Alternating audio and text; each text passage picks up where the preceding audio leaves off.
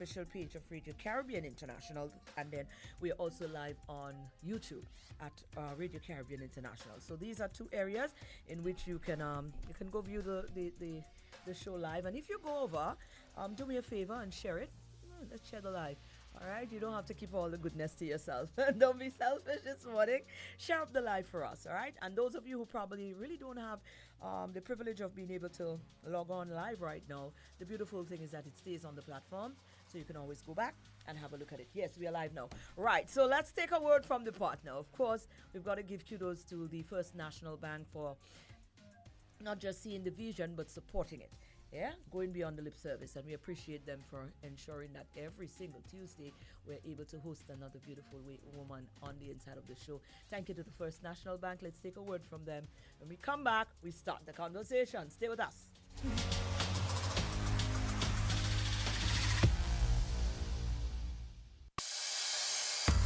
At First National Bank, we believe being first means putting you first. Your first home? We've got the mortgage. Starting your first business? Count on our commercial loans. Dreaming of your first car? Drive it home today.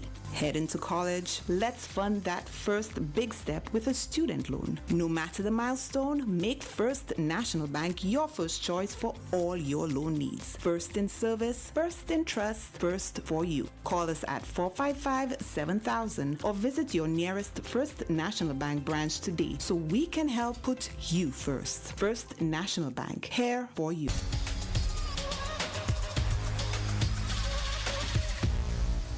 Right, so here's what. We are back down and we are absolutely live. Let me go on over, turn up the mic on my guest and say good morning. Good morning.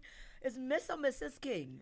Well, Miss King, everyone knows me as, but recently married to Georges Bolingnois. Uh-huh. So I am Madame Bolingnois. Ah. Yes. Oh, so I have it all wrong here. No, well, you don't. I'm still right, I but keep my professional name.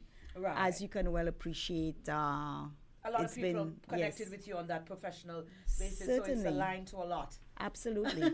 But good morning to all our listeners. Hello, everyone. It's a beautiful, listen, it's a blessing to have you in our company this morning. And I have a feeling this is going to be a very exciting conversation. Yes. So let's get right down into it. The first on the agenda, we normally, well, like you said, a lot of people connect with you under that brand name. Of course. But we want to go back beyond that. We want to know, before all of this started, as a child, growing up, what was life like? Where did you grow up? What was some of the grounding principles that was part of your household that you believe contributed to the individual that I am today? Mm-hmm. Well, first of all, I have to say that I'm born to a couple, Captain King, my dad, Celestial and Mareen navigator, and my mother, a shopkeeper. But before that, she taught.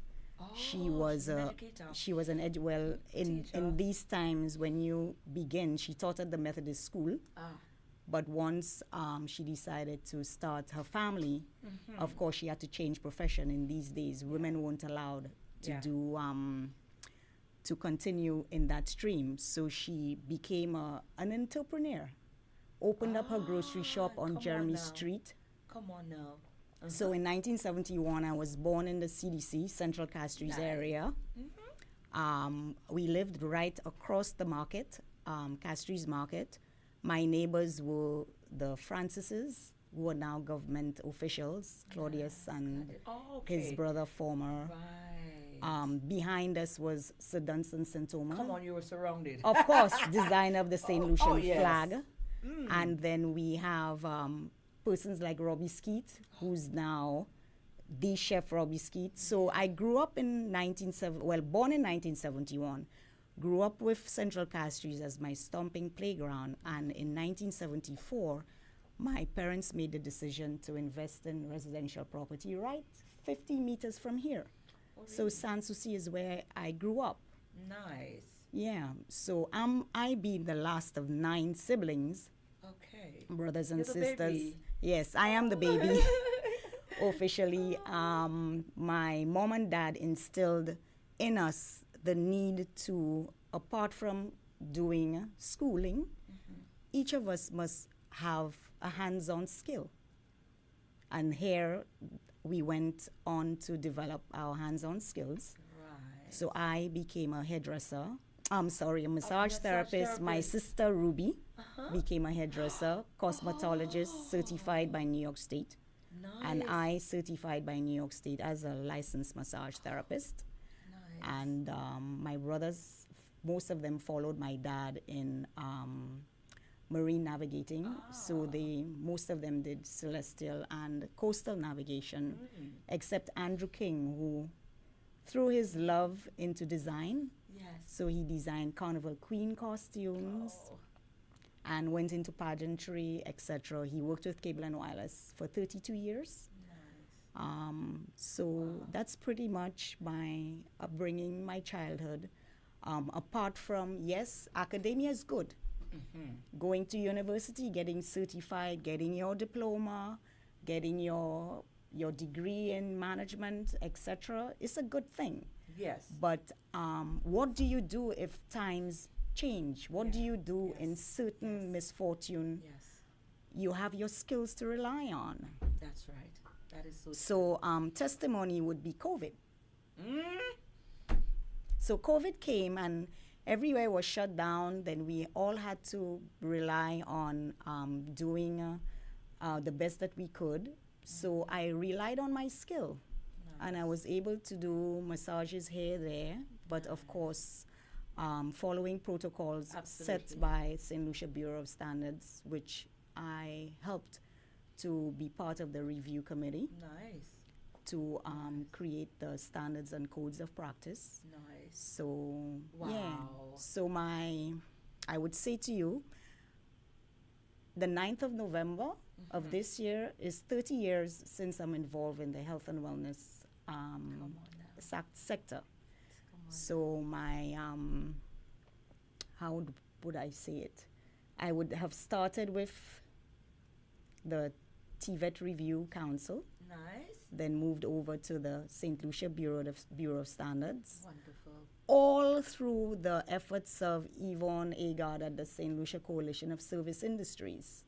So she spearheaded the push for us to get into codes of practice, into standards for health and wellness establishments. And it's voluntary. All of this is voluntary work as a background to help build the sector as it is now. So now we have hair salons, spas benefiting. We have tattoo salons. Nice. We have hairdressers. We have cosmetologists and the barbers. Nice. So, of course, the years would have been 2010 to 2013, around that period, where professionals in my sector would get together and meet and do standards review.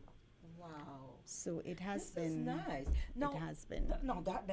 That speaks very much to the character of the person. Yes. Because like you said, this is all voluntary work. Very good. You have your thing going on. You could have just carried on and gone into your practice and do your thing.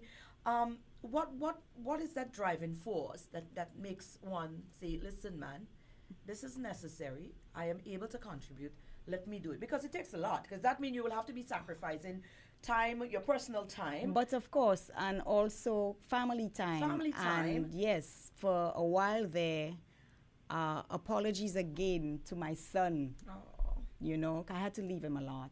And it is engaging, but then you want to be part of something that's foundational. You want to be part of something that's from the ground level up, from the grassroots, building up.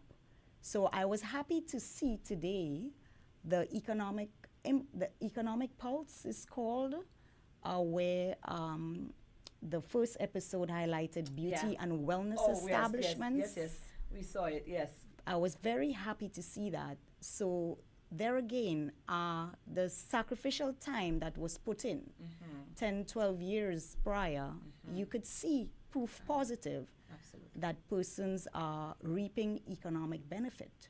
And persons are on a vibe where they are income producing, they are sustaining their families. based on foundational work that myself and our colleagues came together to do. To put together. Of course. I like this. You know? I really like this. Now, what is your, if you were to speak to people, because we're going with the flow this morning. We have no set place to go with this, because Yes, at the end of the certainly. day, it's reaching people, and where the energy goes, we go with the conversation. Now, a lot of, especially in these times, a lot of people, and say us because Yes. a lot of times, opportunities comes up for me to extend myself beyond, and sometimes it feels just so burdensome. It feels like it's too much, and sometimes we shy away from going the extra, as individuals, because we believe we have so much going on, and how important it is for us as individuals, but also as a nation, as a country, as a contributor to the wider world, for us to balance and understand the importance of making these sort of commitments. It's not just about us. So what should we think about when we are faced with matters of that sort? What should be the thought pattern in approaching how it is we decide to align or not align? Align or not align? That is the question. You have to, at that point, Mareen, go inward and examine your value structure. That's right. How is it your upbringing? How is it your life as a young person? How is it did you get impacted in your adulting process? So you rely on these values of wanting to make a difference. Yes. You rely on values for something better. Yes.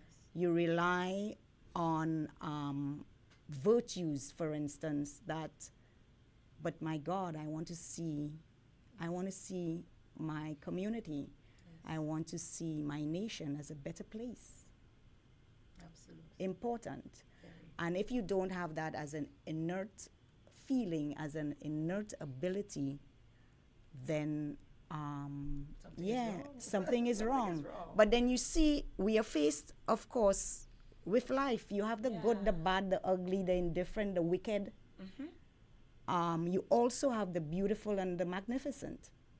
So it's all out there.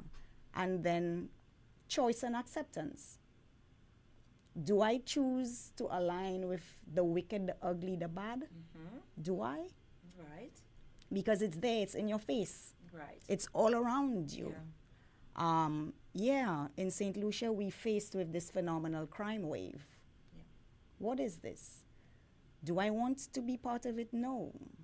Will I, on a one-to-one basis, encourage my neighbor, encourage my community to align with better programs, ways that the youth can engage positively, ways that they can keep active? It's a lot of boredom causing all of this, I find.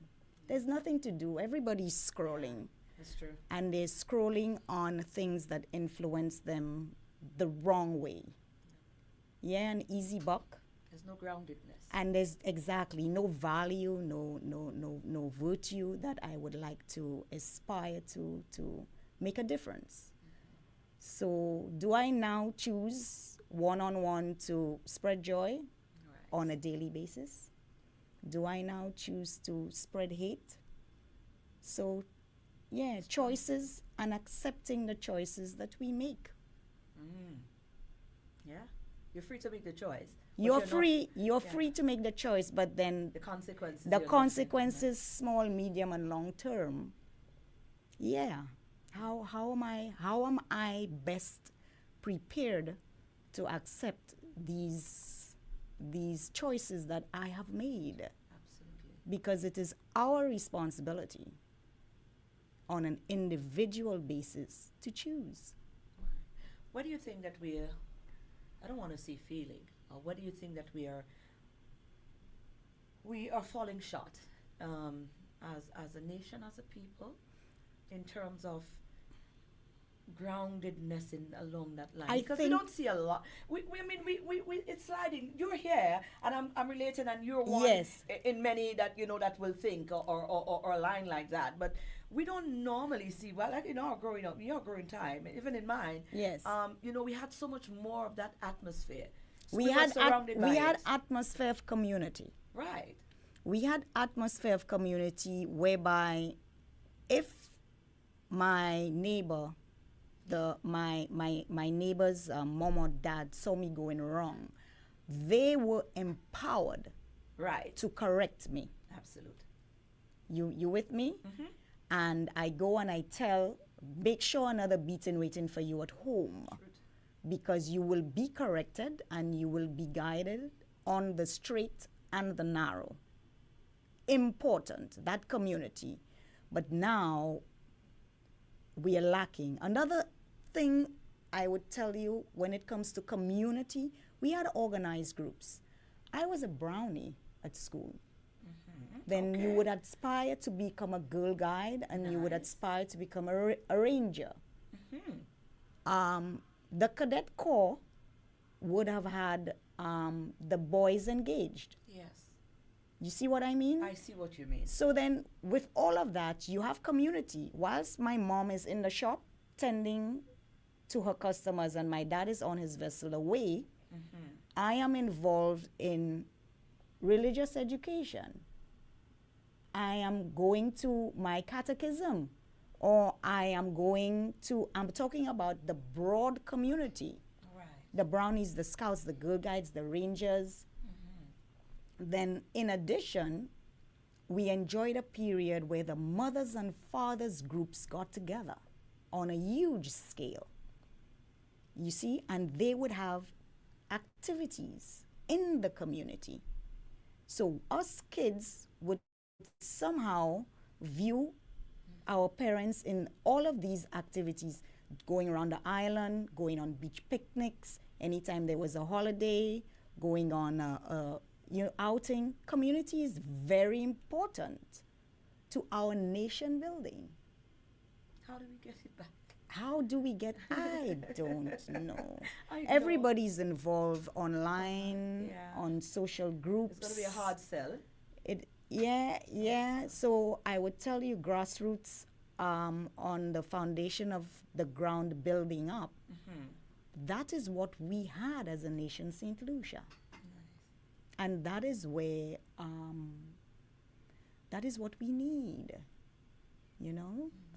So it is. I needed that. I think we needed to hear that from yourself, because Yeah. the passion that goes with it. Because any opportunity that we can get where we can continue to infuse and show where it is that we're going wrong, and maybe you might catch one person to start thinking, and you never know Of what the course. ripple effect is going to be. The power of one. The power of one. Let's roll back around now, because we're in a society with so much of all of that happening, and you're into well-being, you're into therapy, you're into massage and all of these things, and boy, do we need those things. These days. We need it so much these days. At the time you got involved, I mean, every corner now there is a therapist. At the time you got involved, what prompted that, and what was it like? Because I mean, I don't think people were so into these things, and I look old Correct. people will rub you when That's you get a it. little bless or something, and There they you open your go. chest. But like, quote unquote, spa and a holistic approach to, and it was not that popular. It wasn't, no, not at the time. I attended the Swedish Institute of Massage Therapy Allied Services in New York in 1994, and I again prompted by my father saying, what can you do with your hands? Yeah, and I would say in our local colloquial, your certificates. You have a lot of certificates meaning. Oh, I didn't get it. You have a lot of certificates. That's right.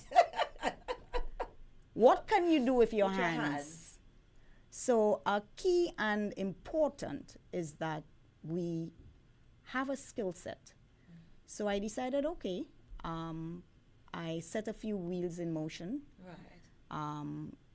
Key to having my sister, deceased Simone King, come to St. Lucia to convince my dad to mortgage his property. We went to the St. Lucia Development Bank for 10 years alone, and I went off to massage school. You knew then that's what you wanted to do, or you just chose a I skill? chose a skill because prior to that, my sister was certified cosmetologist. Right. And I decided, okay, let me try massage therapy because it seemed to be the way to go at the time. You had with my the skill. 2020 vision then, innit? Correct. Yeah. Thinking that, my God, I came then after that school with there was no legislation, there was no set code, there was nothing. Right. So I decided we were going to call around Dr. Urban Seraphin, Dr. Almas McDowell. Okay. A few of these persons, we got together and we decided, let us now begin to try to create an professional allied health council. Wow. So we would meet, Dr. Seraphin traveling from his home in Miku and other colleagues. Nice. And we met with, at the time, Minister Damian Greaves. He was the Minister of Health. And we decided the conversation that it is needed to create a framework, legislation, registration for allied health practitioners. Because you cannot just come from where you come from, Mareen. Jump on, and that's what was happening. Well, to a certain extent, because now we have free movement of CARICOM skilled persons, but there is a process that must be followed. Right. And out of our meetings, we bore fruit to the Allied Health Practitioners Act number 33 of 2006. Come on now. That just went into being the St. Lucia CAP 11.06, which is the Allied Health Practitioners part of the overall medical practice. Beautiful. Yeah. So it took it, and we were committed. We were committed that we are professionals, first and foremost. Right. We need within which a framework to operate. We must be accountable. Nice, yes. We must be responsible, and the code sets out all the to-do of what is allowed and what is not allowed. Right. Certainly. So, I like this. Yeah, so you have the St. Lucia Medical Dental Council. Right. And then you have the St. Lucia Allied Health Practitioners Council. Right. Which is where 34 professions, 34 modalities, which is massage therapist, one of them. Right.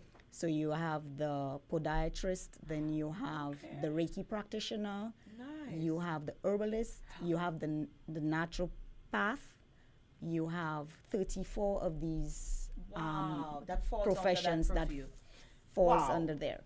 Wow. Certainly. And what does it mean? Now, you see, we didn't know that. So when me as a client is going to a practitioner to get, what do I look for? Do you have to have that? Oh, certainly. Each professional must have their certification displayed prominently within the establishment. Right. So you have to renew your license every year.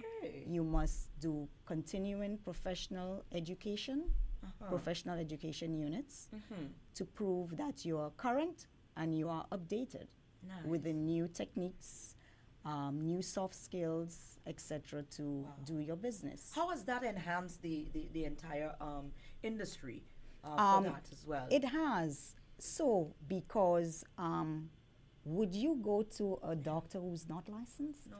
You wouldn't. No, sir. Not at all. Not at all. Exactly. Right. So then, therefore, spas all have massage therapists who are licensed to practice and who are registered under the laws and state of St. Lucia. So it's replaced a professional structure in for place, these services, and the framework and in protection place for you as a client, and also for the practitioner as well. Correct. And then we fall now with the St. Lucia Code of Practice that we helped to develop via the St. Lucia Bureau of Standards with the initial push from St. Lucia Coalition of Service Industries. Wow. And we have this code of practice number 13, 2013, and thereafter 2014. So code of practice for establishments, spas, part 1, part 2. Then you have tattoo establishments, you have the hairdressing establishments, you have gyms included as part of the health and wellness sector. Wow. Yes. What is next? You seem to have that knack for, foundation things. You start a lot of I things. would tell you, not really, but what's next, but what's current. I'm part of a wonderful team at Ladera Resort in Soufrière. Oh, nice. And we have the Levy Spa, which is yes, I saw that. gearing towards the Forbes 5-star standard. Nice. And we are on stream delivering beautiful health and wellness treats down in Soufrière. Right. So I, as part of my career, phase 1 of being a project consultant with the team at Ladera, right. I helped to support the team to create the Levy Spa. Nice. So we are having our grand opening soon. Nice. And we are set to become this award-winning spa very, very soon. Wonderful. You're constantly researching in that. Oh, space. yes. Constantly. We because must. For you to know We must where the voids are and how we can improve that and how we can set up a world-class standard for something, you constantly have to know what exists. Exactly. Oh, you're a busy woman. Have to be. And as part of the assessment process, you must have the continuous updates. I would tell you that COVID taught us a lot. Before COVID, we operated in a period where, yes, we were adhering to standards of cleanliness, adhering to soft service standards for reception, reserving reservations, etc. Nice. And COVID came in and ushered, for instance, a touchless treatment. Nice. Then during that period, we all learned how to do things that we did before so much better. Yeah, that's true, yeah? Yeah. That is so for true. instance, washing your hands. Yeah. Washing your hands now included getting under your fingernails, Yes. doing your thumbs, Yes. getting all the way up to your elbows. But apart from washing, which is with soap and water, then you had to go on to disinfect. Absolutely. And everybody was doing that. So lessons learned. Yes, we became a cleaner society then. Absolutely. And now we have to hold on to Practices to that these we learn, practices innit? that we learned. Absolutely. We can't go wrong for that. Listen, I tell you, Yes. half an hour doesn't go by so fast. Oh my I goodness. know. Oh, we need you boy. for an entire day. We need her for an entire day. She's Most very certainly. versed, and we appreciate you joining us this morning. But hopefully, this is not going to be the last time we connect because you seem to have a lot to share. I'm hoping and, so too. No, you do, and we need to ensure that we have to get it in. You have done the groundwork already. You've done the researches, so Yes. I mean, of course, we will benefit from the. Not everybody can do research, by the way. So we are happy that persons like yourself is gifted in that regard to be able to do the research, do the groundwork, and we can all as a society benefit from it. So I want to say thank you so Mareen. much. I knew this was going to be a wonderful conversation. Now I'm mad because I want more. Like, we have this Yes. little thing we play. I want more. I want more. More. I want more. But you know what? Certainly you're alive. We've still got life, and with life, a lot can happen. Definitely. So thank you Certainly. again. Thank you so You're much most for your wealth of welcome, knowledge Mareen. and You're your most welcome. continued service. Yes. A lot of the voluntary work that you do based on your expertise and experience, I mean, we benefited from it. So thank you. Certainly. Thank It was you a so pleasure. much. Pleasure. Anything you want to Pleasure. leave with our viewers, I mean, our listeners as well, in terms of a lot of people are out there, need Listening. inspiration, they need a Yeah. little motivation. I would say something that I also share with my son, but perhaps not often enough. Yeah. You are smarter than you think and braver than you believe. And yes, you are beautiful as more so than you ever imagined you are. You have to tell yourself that. You have to tell yourself that on a daily basis, that I'm brave, I'm beautiful, I'm strong. I'm confident. Look at yourself in the mirror and tell yourself these things, because it starts within. Yes. And the power of one, look at the person in the mirror. Absolutely. And then you go out in your workplace and you go out in your community.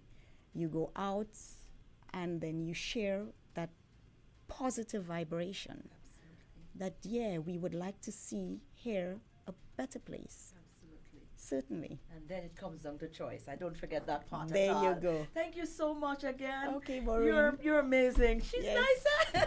She's so nice. Very good. I love it. Absolutely a wonderful program this morning, and we were blessed to have had her. For those of you who joined us, thank you so much. Like I said, this program remains on our platforms, and you can always go back and take a look at it, and be blessed. All right, and be inspired, be motivated. Take a little something, a few pages from it as well. In how you should go about your life. Sometimes, just need a little guidance every once in a while. But that's our show for today, and you can join us again tomorrow. Not tomorrow, next Tuesday, God's willing. Thank you to the First National Bank for being our partner on this journey. A word from them, and then of course after that, I'm out. The guys are going to be taking over, and until tomorrow morning, God's willing, I'll be back again from 6 in the morning.